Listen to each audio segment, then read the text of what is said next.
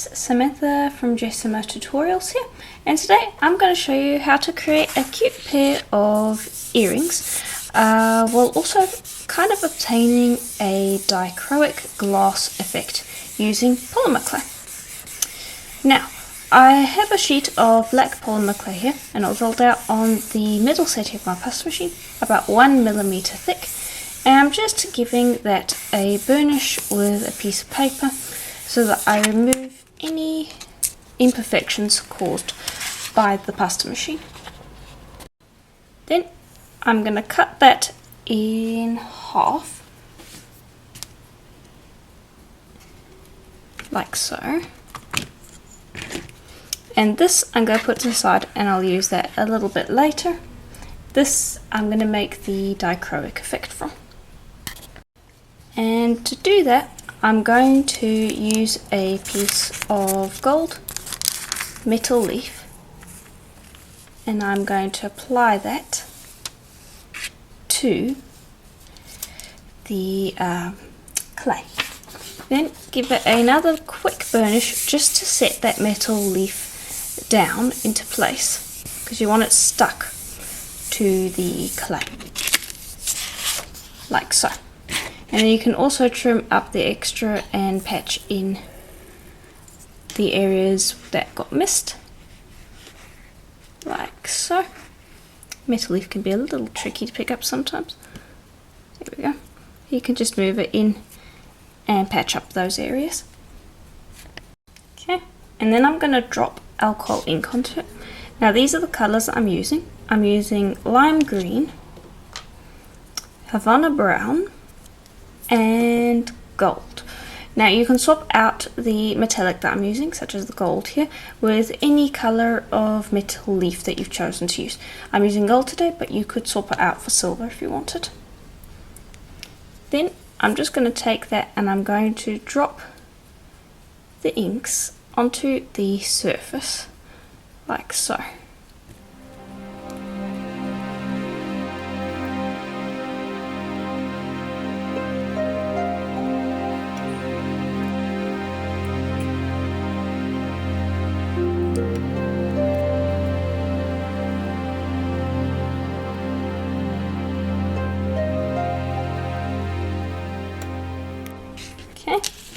Then place that ink onto a piece of paper, or place the inked clay onto a piece of paper, and then take that and put that to the side so that it can dry. And you can see there how nice of a shine that has. Okay, then I'm going to bring over another piece of clay, again rolled out on the same setting as the previous piece, and I'm going to give it a quick burnish like before. Then grab another piece of metal leaf and apply it to the clay, like so. And then give it again another quick burnish to make sure that it's stuck down, like so. Make sure there's no air bubbles. And then you can trim away the extra, or you can leave it like I am going to for the moment. And then you're going to texture the clay. And to texture it, just use a ball tool and just go in and start creating just these little indents over the metal leaf to create a hammered metal effect.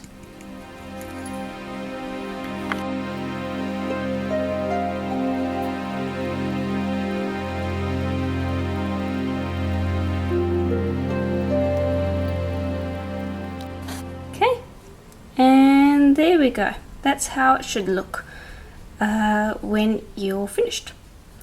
Now you can pop that to the side as well.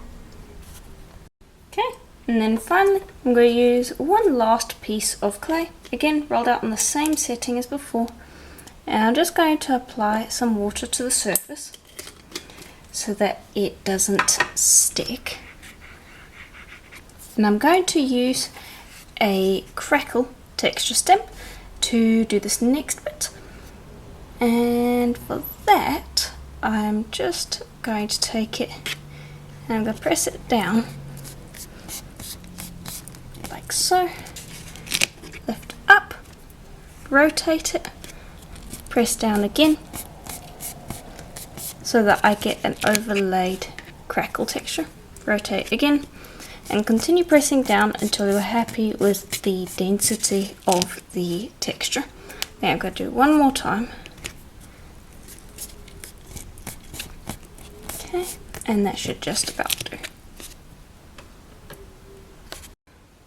Okay, and here is how that should look.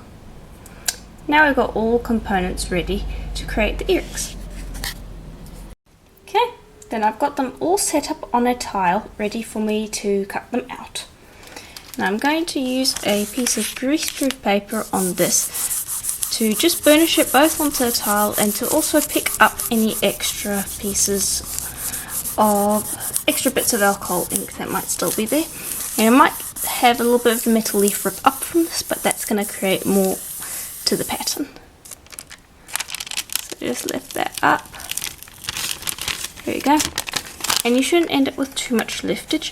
If you don't want that, then don't burnish it at all, but I quite like the kind of torn effect that it gives. Okay, and then I'm going to bring over the cutter and I'm going to choose a spot that I like and I'm going to cut down, lift up like so, choose another spot that I like and cut down. There we go. Then grab the other one. This is for the top of my piece. I'm going to cut down, lift up, cut down, lift up, and then finally the last little topper piece. And you can use any cutters that you want. It does not have to be these ones, but any ones that you like will work. Yeah. And then lift up like so, and keep that. That's great scrap. This one you can lift up and that's just plain black, so you can use that again. And this one also keep, it's great scrap. I'm only going to be making one pair of earrings, but I will be using it in another project. But yeah, there we go. Then you're going to take those exactly the way they are and you're going to put that into the oven for a full hour at Primo's recommended temperature. Okay, and here they are out of the oven. Now these ones I am going to apply resin to, so I'm popping them to the side. However, these 4 pieces that are left, I'm going to varnish all 4 of them with some Varathane water-based gloss varnish. And shouldn't need too much. The little black pieces, it's just to give them a little bit of a shine, whereas the gold ones, it's to seal in that gold leaf. And I'm just going to apply a coat of that and allow that to dry, and then I can apply resin to the other 2 pieces and then we'll be able to assemble. Okay, and then I've got these 2 pieces on a silicone mat, and this is the resin that I am going to be using. Just going to open that up and just apply a bit onto the surface. Not too much, just need a little bit to seal in that metal leaf and foil, or metal leaf and alcohol inks. And just spread that around and pop that into the UV light. I typically leave it in the UV light for about 15 minutes, and that generally sets the resin. Bear in mind that you don't have to apply resin. You could absolutely use the Varathane gloss varnish as well if you wanted to.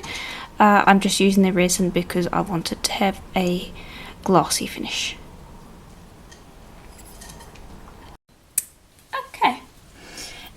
And once it's finished curing in the UV light, this is how it should look. Now, I've also allowed the other pieces to dry completely and have gathered together the supplies I need to make the earring.